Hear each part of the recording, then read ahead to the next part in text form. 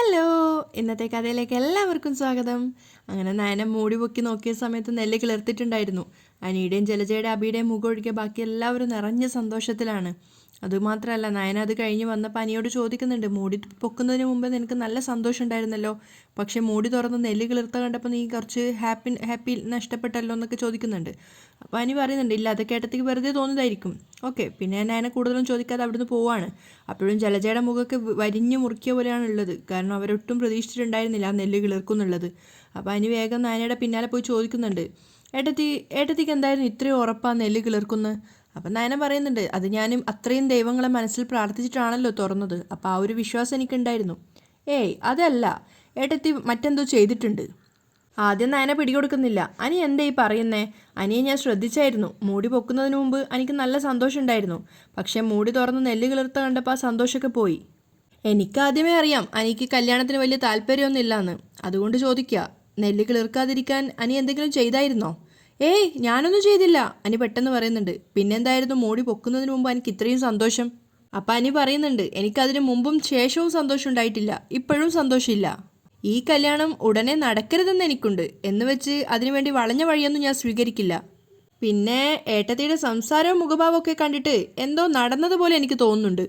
അതാനി പറയുന്ന സമയത്ത് നയനയുടെ മുഖത്തൊരു കള്ള ചിരിവിരിയാണ്. മാത്രമല്ല, നയനാനിയുടെ നിന്ന് ഓപ്പോസിറ്റ് മാറിയിട്ട് അവൾ ആലോചിക്കുന്നുണ്ട് ഇതിന് തലേന്ന് രാത്രി സംഭവിച്ച കാര്യങ്ങൾ. കാരണം നയനക്ക് ആകെ ഒരു വെപ്രാളാണ്. അവസാനം അവൾ പൂജാമുറിയിൽ ചെന്ന് നോക്കിയിട്ട് ദൈവങ്ങളോട് മാപ്പ് പറയാണ്, ഞാൻ ഈ ചെയ്യുന്നത് തെറ്റാണെങ്കിൽ എന്നോട് ക്ഷമിക്കണം, ഇതെന്തായെന്ന് അറിയാനുള്ള ഒരു ആകാംക്ഷ കൊണ്ടാണ് എന്ന് പറഞ്ഞുകൊണ്ട് അവൾ ആ മൂടി തുറക്കുന്ന സമയത്ത് നെല്ലൊന്നും ആയിട്ടുണ്ടായിരുന്നില്ല. അപ്പോൾ അവൾ ആകെ ഞെട്ടുകയാണ്. നാളെ ഈ ഒരു കാഴ്ച കാണേണ്ടി വന്ന ആ വീട്ടിലുള്ള എല്ലാവരും വിഷമിക്കുന്നുള്ളത് അവൾക്ക് ഉറപ്പുള്ള കാര്യമാണ്. അതുകൊണ്ട് തന്നെ ദൈവത്തിനോട് വീണ്ടും മാപ്പ് പറഞ്ഞിട്ട്, ഞാൻ ഈ ചെയ്യുന്നത് തെറ്റാണെങ്കിൽ ഈ കുടുംബത്തിലുള്ളവരുടെ നന്മയ്ക്കും, അതായത് അവരുടെ ഒരു സന്തോഷത്തിനും വേണ്ടിയാണ് എന്ന് പ്രാർത്ഥിച്ചുകൊണ്ട് പോയിട്ട് അവൾ ആ നെല്ല് കളയുകയും, ആരും കാണാതെ ആ നെല്ല് കളയുകയും പകരം നല്ല തളിർത്ത നെല്ലിൻ്റെ, അതായത് നെല്ല് പൂവിട്ട ആ ഒരു കതിര് എടുത്തുകൊണ്ട് വന്ന് അതിൽ നിറച്ചാക്കി വെക്കുകയാണ്. അത് വീണ്ടും പൂജാമുറിയിൽ കൊണ്ടുവച്ചിട്ട് അവൾ വീണ്ടും ദൈവത്തിനോട് മാപ്പ് പറയുന്നുണ്ട്. ദൈവമേ, ഞാൻ ഈ ചെയ്തത് തെറ്റാണെങ്കിൽ എന്നോട് ക്ഷമിക്കണം, പക്ഷേ തീർച്ചയായും അനിയും അനാമികയും ഒരുമിക്കുക തന്നെ വേണം, അതിനൊരു തടസ്സവും ഉണ്ടാവരുത്. എന്നിട്ടാണ് അത് മൂടി വീണ്ടും വെക്കുന്നത്. അപ്പോൾ അവൾ പുഞ്ചിരിച്ചുകൊണ്ട് ഇന്നലെ രാത്രി നടന്ന ആ കാര്യങ്ങൾ ആലോചിക്കുകയാണ്. അത് കണ്ടിട്ട് തന്നെ അനി ചോദിക്കുന്നുണ്ട്, ഏട്ടത്തി എന്താ ആലോചിച്ചത്? ഏയ് ഞാനൊന്നും ആലോചിച്ചില്ല, കള്ളം പറയരുത്. ഏട്ടത്തി എന്തോ നടന്ന സംഭവം ആലോചിച്ച പോലെയാണ് എനിക്ക് തോന്നിയത്. അപ്പം നയന തിരിച്ചു പറയുന്നുണ്ട്, എന്ത് നടന്നാലും ശരി, ഈ കല്യാണം നടക്കണം. ഒരു പെൺകുട്ടികളെയും വേദനിപ്പിക്കുന്നത് ശരിയല്ല, പ്രത്യേകിച്ച് മോഹം കൊടുത്തിട്ട്. അതുകൊണ്ട് ആ നെല്ല് മുളപ്പിച്ചത് ദൈവങ്ങൾ തന്നെയാ. അപ്പം അനി വീണ്ടും സംശയത്തോട് ചോദിക്കുന്നുണ്ട്, അതിൽ ഏട്ടത്തിക്ക് പങ്കൊന്നുമില്ലല്ലോ? ആ, എനിക്കും പങ്കുണ്ട്. അപ്പം അനി ഞെട്ടുകയാണ്. ഞാൻ നന്നായിട്ട് ഈശ്വരനോട് പ്രാർത്ഥിച്ചു, എല്ലാ ദൈവങ്ങളോടും പറഞ്ഞു ആ നെല്ല് കിളിർക്കണേന്ന്. അതുമാത്രമാണ് എൻ്റെ പങ്ക്, അതിനപ്പുറം ഞാനൊന്നും ചെയ്തില്ല. അപ്പം അനി വീണ്ടും പറയുന്നുണ്ട്, ആ നെല്ല് കിളിർക്കാതിരിക്കാൻ അപ്പച്ചി എന്തെങ്കിലുമൊക്കെ ചെയ്തോന്ന് എനിക്ക് സംശയമുണ്ട്. അതെന്താ അനി അങ്ങനെ സംശയിക്കുന്നേ? അപ്പം നയന പറയുന്നുണ്ട്, എന്തായാലും നമ്മൾ ആഗ്രഹിച്ച പോലെ കാര്യങ്ങൾ നടന്നല്ലോ, അതുകൊണ്ട് ഇനി ആരെയും കുറ്റം പറയാനൊന്നും നിൽക്കണ്ട, കേട്ടല്ലോ. നയന അവിടുന്ന് പോകുന്ന സമയത്ത് അനി ആകെ ഡെസ്പായിട്ട് നിൽക്കുകയാണ്, ഛേ എന്നൊരവസ്ഥയിൽ. അപ്പം നയന കുറച്ച് ദൂരം നടന്നിട്ട് വീണ്ടും അനിയെ തിരിഞ്ഞു നോക്കുകയാണ്. അവൻ്റെ ആ ഒരു മൂഡ് ചേഞ്ച് കണ്ടപ്പോൾ തന്നെ നയന വീണ്ടും തിരിച്ചു വന്നിട്ട് ചോദിക്കുന്നുണ്ട്, ആ നെല്ല് കിളിർക്കാതിരിക്കാൻ അനി എന്തോ ചെയ്തുവെന്ന് ഞാൻ പറഞ്ഞതിൽ എന്തെങ്കിലുമൊക്കെ സത്യമുണ്ട്? കാരണം ഇപ്പോഴും ആ മൂഡൗട്ട് മാറിയില്ലല്ലോ. ശരിക്കും അനി എന്തോ ചെയ്തോ എന്നുള്ള കാര്യത്തിലാണ് എനിക്ക് സംശയം, അവിടെ അപ്പച്ചിയെ സംശയിക്കേണ്ട കാര്യമില്ല. അപ്പം അനി വീണ്ടും പറയുന്നുണ്ട്, ഏട്ടത്തി ഞാനൊന്നും ചെയ്തില്ല, ദൈവത്തിനാണ് സത്യം.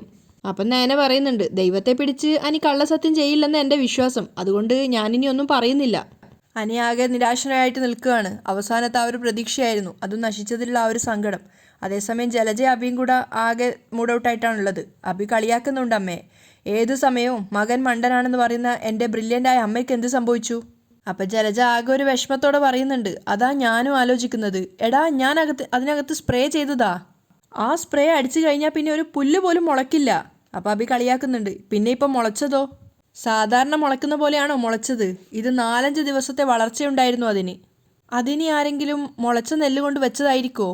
എടാ, അനിക്ക് കല്യാണത്തിനോട് വലിയ താല്പര്യമൊന്നുമില്ല, എന്നാ അവൻ്റെ അമ്മയ്ക്ക് ഇതിനോട് വലിയ താല്പര്യമുണ്ട്. ഇനി അവളെങ്ങാനും ഇന്നലെ പോയി മൂടി പൊക്കി നോക്കിയോന്ന് അറിയില്ല. അങ്ങനെയാണെങ്കിൽ അവളായിരിക്കും അത് കൊണ്ടുവച്ചത്. അപ്പം അഭി ദേഷ്യത്തോടെ പറയുന്നുണ്ട്, എങ്ങനെയായാലും ശരി, എന്തായാലും അവരുടെ ആഗ്രഹപ്രകാരം കാര്യങ്ങൾ നടന്നല്ലോ. ഇനി ഈ കല്യാണത്തിന് തടസ്സങ്ങളില്ലാന്ന് മുത്തശ്ശിക്കും മുത്തശ്ശനും ബോധ്യപ്പെടുകയും ചെയ്തു. അപ്പം ജലജ അവസാനം ചോദിക്കുന്നുണ്ട്, എന്താടാ നമ്മൾ ആഗ്രഹിക്കുന്ന പോലെ കാര്യങ്ങളൊന്നും നടക്കാത്തത്? നിനക്ക് വേണ്ടിയിട്ടാണ് ഞാൻ ഈ കാര്യങ്ങളൊക്കെ ചെയ്യുന്നത്. അതെല്ലാം ആവിയായിട്ട് പോവുക. എന്തൊരു ജാതകാടാ നിൻ്റേത്. അപ്പം അഭി പറയുന്ന അമ്മ ഓരോരോ മണ്ടത്തരങ്ങൾ കാണിച്ചിട്ട് ഇനി എൻ്റെ ജാതകത്തെ പഴിച്ചോ. അപ്പം ജലജയം വിട്ടുകൊടുക്കുന്നില്ല. ഇത് മാത്രമല്ലല്ലോ, മൊത്തത്തിൽ നീ ഒന്ന് നോക്ക്. അതുകൂടെ നോക്കിയാൽ നിനക്ക് മനസ്സിലാവും നിന്റെ ജാതകം ഒരു എരണം കെട്ട ജാതകമാണെന്ന്. ഒരിക്കലും ഒന്നും നടക്കത്തില്ല.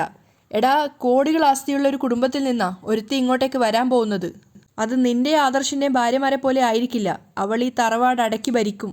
നയനക്ക് കൊടുക്കാത്ത സ്നേഹം അവളുടെ അമ്മായിയമ്മ കയറി വരുന്നവൾക്ക് കൊടുക്കും. എന്ന് വെച്ചാൽ അവളെ എല്ലാവരും കൈവെള്ളയിലായിരിക്കും കൊണ്ടു നടക്കാൻ പോകുന്നതെന്ന്.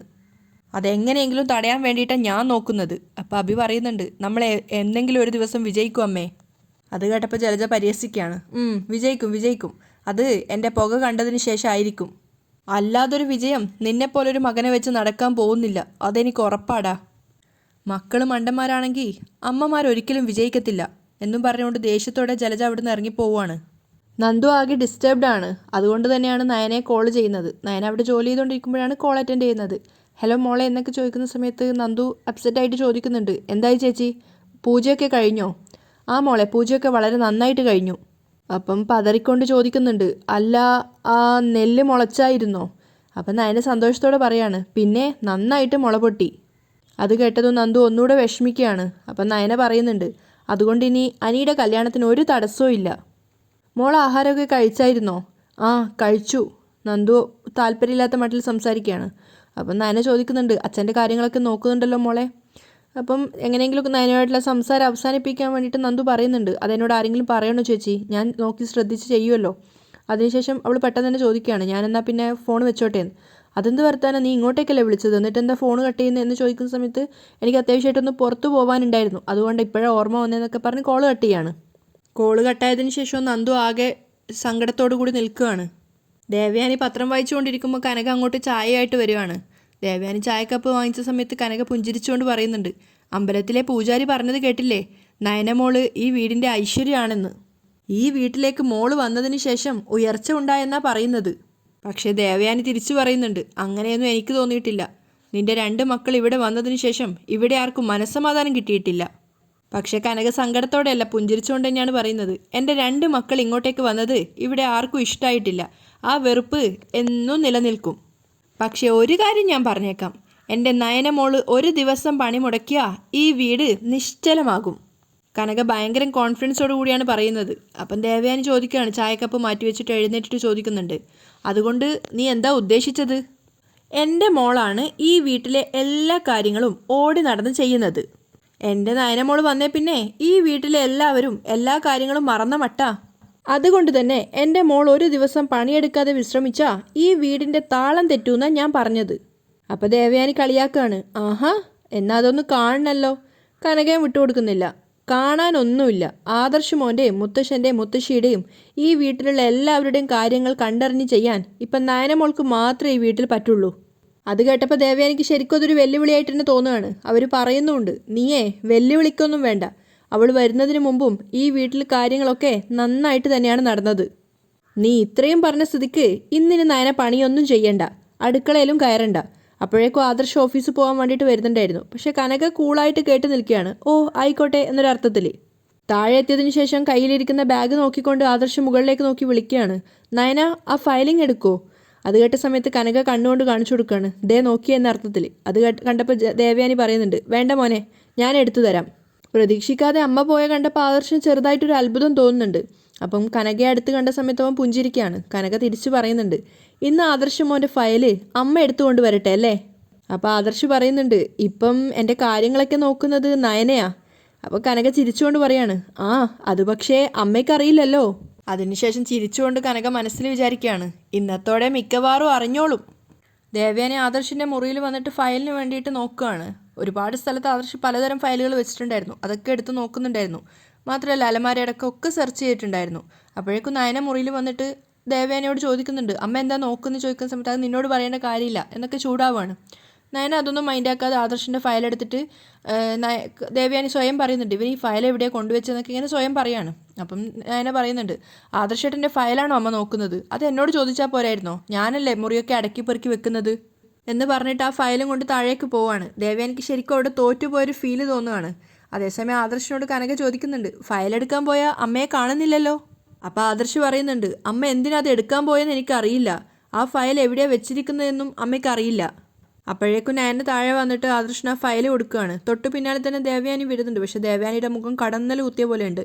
അപ്പം ആദർശ് ആ ഫയൽ വാങ്ങി ബാഗിൽ വെച്ചിട്ട് ദേവയാനിയോട് പറയാണ്, അമ്മേ ഞാൻ പോയിട്ട് വരാം. പക്ഷേ ദേവയാനി വലിയ മൈൻഡൊന്നും ആക്കുന്നില്ല. അപ്പോൾ ആദർശ് ചോദിക്കുന്നുണ്ട്, അമ്മയുടെ മുഖത്തെന്താ ഒരു വിഷമം? ഏയ് ഒന്നുമില്ല, എന്തെങ്കിലും വിഷമമുണ്ടെങ്കിൽ പറയേ. അപ്പോൾ കനക പറയുന്നുണ്ട്, ഏയ് അമ്മയ്ക്ക് എന്ത് വിഷമ, അമ്മ എപ്പോഴും ഹാപ്പി അല്ലേ. അത് കേട്ടപ്പോൾ ദേവയാനിക്ക് ദേഷ്യം വരികയാണ്. അപ്പോഴേക്കും ആദർശ് ഞാൻ പോയിട്ട് വരാം എന്ന് പറഞ്ഞുകൊണ്ട് അവിടെ നിന്ന് ഇറങ്ങി പോവുകയാണ്. അത് കണ്ടപ്പോൾ കനക ദേവയാനോട് ചിരിച്ചുകൊണ്ട് ചോദിക്കുന്നുണ്ട്, മോൻ്റെ ഫയൽ എവിടെയാണ് വെച്ചിരിക്കുന്നതെന്ന് അമ്മയ്ക്ക് അറിയില്ലായിരുന്നു അല്ലേ. അപ്പം നയന പറയുന്നുണ്ട്, അത് പിന്നെ ഞാനല്ലേ ഇതെല്ലാം ആദർശേട്ടൻ എടുത്തു കൊടുക്കുന്നേ. അപ്പോഴേക്കും ജയനും അങ്ങോട്ടേക്ക് ഒരു ഫയലും കൊണ്ട് വരികയാണ്. നയനെ മോളെ എന്ന് വിളിക്കുന്ന സമയത്ത് ദേവയാനി ചോദിക്കുന്നുണ്ട്, ജയേട്ടൻ എന്താ വേണ്ടത്? അത് പിന്നെ മോളെ കൊണ്ടൊരു ആവശ്യമുണ്ട്, ജയൻ പറയാണ്. അപ്പോൾ ദേവയാനി ദേഷ്യത്തോട് ചോദിക്കുന്നുണ്ട്, എന്തിനാ എല്ലാവരും എല്ലാ കാര്യത്തിനും അവളെ വിളിക്കുന്നത്? അത് കേട്ടപ്പോൾ നയനക്കും ജയനും ഒന്നും മനസ്സിലാവുന്നില്ല ദേവയാനി എന്തുകൊണ്ട് ഇങ്ങനെ സംസാരിക്കുന്നതെന്ന്. പക്ഷേ കനക പുഞ്ചിരിക്കുന്നുണ്ടായിരുന്നു. അപ്പോൾ ദേവയാനി ദേഷ്യത്തോട് പറയുന്നുണ്ട്, ജയേട്ടൻ എന്തെങ്കിലും കാര്യമുണ്ടെങ്കിൽ എന്നോട് പറഞ്ഞാൽ മതി, ഞാനത് ചെയ്തു തരാം. അപ്പോൾ ജയൻ ചിരിച്ചുകൊണ്ട് പറയാണ്, നിന്നെക്കൊണ്ട് ചെയ്യാൻ പറ്റാത്ത കാര്യമായതുകൊണ്ടാണ് ഞാൻ നയന മോളെ വിളിച്ചത്. മോളല്ലേ ഈ ഡിസൈൻ ചെയ്തത്? അതേ അച്ഛാ, ഈ ഡിസൈൻ ചെയ്ത ആൾ ഇതിലൊന്ന് സൈൻ ചെയ്യണം. അപ്പം നയന ഫയൽ വാങ്ങിയിട്ട് അതിൽ സൈൻ ചെയ്യാണ്. അപ്പോൾ ദേവയാനി ഇങ്ങനെ വീണ്ടും വീണ്ടും തോൽക്കുന്നതിൻ്റെ ഒരു അമർഷത്തോടു കൂടി നിൽക്കുകയാണ്. അത് മനസ്സിലായിട്ടെന്ന പോലെ തന്നെ ജയൻ പറയുന്നുണ്ട്, നീ അല്ലല്ലോ ദേവയാനി ഇത് ഡിസൈൻ ചെയ്തത്, പിന്നെ നിന്നെക്കൊണ്ട് സൈൻ ചെയ്യിക്കാൻ പറ്റുമോ? മോളുടെ ഈ ഡിസൈന് കമ്പനിക്ക് നല്ല നേട്ടം ഉണ്ടാക്കി തന്നതാ, ശരിക്കും അതിൻ്റെ ഒരു വിഹിതം മോൾക്കും കൊടുക്കേണ്ടതാ. പക്ഷേ മോളത് വേണ്ടാന്ന് പറഞ്ഞെന്ന് ആദർശ് പറഞ്ഞത്. അപ്പം ദേവയാനി ദേഷ്യത്തോടെ പറയുന്നുണ്ട്, എന്തിനാ കൊടുക്കുന്നത്? ഈ വീട്ടിലുള്ള ഇവളുടെ താമസം ഇവൾക്ക് കിട്ടിയ ക്രെഡിറ്റ് അല്ലേ. അപ്പം ജയൻ പറയുന്നുണ്ട്, എന്നൊന്നും പറയണ്ട, മോളൊന്ന് സമ്മതം മൂളിയാൽ മതി, പിന്നെ മോളായിരിക്കും മൂർത്തീസ് ജ്വല്ലറിയിലെ മെയിൻ ഡിസൈനർ. അത് കേട്ടപ്പോൾ നയനയും കനകയും ഒരുപോലെ പുഞ്ചിരിക്കുകയാണ്. പക്ഷേ ദേവയാനിക്ക് ദേഷ്യം വരുന്നുണ്ടായിരുന്നു. അപ്പോഴേക്കും മുത്തശ്ശി അങ്ങോട്ട് വന്നിട്ട് മോളെ എന്ന് വിളിച്ചപ്പോഴേക്കും ദേവയാനി ചോദിക്കുകയാണ്, എന്താ അമ്മേ, അനിയുടെ ജാതകം എവിടെയാണ് വെച്ചിട്ടുള്ളത്? അത് പിന്നെ ദേവയാനി പരിങ്ങി നിൽക്കുകയാണ്. അപ്പം മുത്തശ്ശി ചോദിക്കുന്നുണ്ട്, ഇവിടുത്തെ കാര്യങ്ങളൊക്കെ നന്നായിട്ട് അറിയാവുന്നത് മോൾക്കല്ലേ? അപ്പം നയന പറയുന്നുണ്ട്, എനിക്കറിയാം മുത്തശ്ശി ജാതകം എവിടെയാണ് വെച്ചിരിക്കുന്നതെന്ന്. അന്ന് ജ്യോത്സ്യം വന്നപ്പോൾ അദ്ദേഹത്തെ ജാതകം കാണിച്ച ശേഷം ഞാനാ ഷെൽഫിൽ കൊണ്ടുപോയി വെച്ചത്. എന്നാൽ പിന്നെ അതിങ്ങ് എടുത്തോണ്ട് വാ. അപ്പോഴേക്കും നയന പുഞ്ചിരിച്ചുകൊണ്ട് അത് എടുക്കാൻ പോവാണ്. അപ്പോൾ കനകയ്ക്ക് ശരിക്കും ചിരി വരുന്നുണ്ടായിരുന്നു. ദേവയാനിക്കാണെങ്കിൽ വീണ്ടും വീണ്ടും തോൽക്കുന്നതിൻ്റെ ഒരു നിരാശയും. അത് കണ്ടിട്ടെന്നോണം തന്നെ മുത്തശ്ശി ചോദിക്കുന്നുണ്ട്, നിനക്കെന്താ ദേവയാനി എന്തോ ഒരു വിഷമമുള്ളതുപോലെ? ഏയ് എനിക്കൊരു വിഷമമില്ലമ്മേ. അത് കേട്ടപ്പോൾ കനക ചിരിച്ചുകൊണ്ട് ദേവയാനിയെ നോക്കുകയാണ്. ദേവയാനിയാണെങ്കിൽ തോറ്റുപോയതിൻ്റെ സങ്കടത്തിൽ കനകയെ നോക്കി നിൽക്കുന്നിടത്തായിട്ടാണ് ഇന്നത്തെ എപ്പിസോഡ് വൈൻഡപ്പ് ചെയ്യുന്നത്.